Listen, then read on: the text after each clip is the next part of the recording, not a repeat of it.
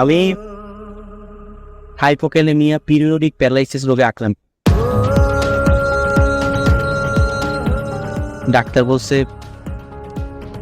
যে কোনো সময় আমি পঙ্গু হয়ে দেখব।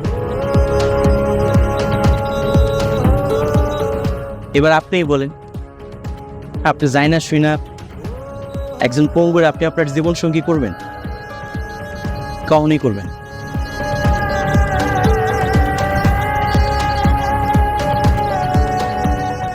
এসব আপনার আরো আগে জানার দরকার ছিল। আমার একটা মেয়ের স্বপ্নকে এতদূর টেনে এনে এখন এইসব বলা একদম ঠিক হয়নি।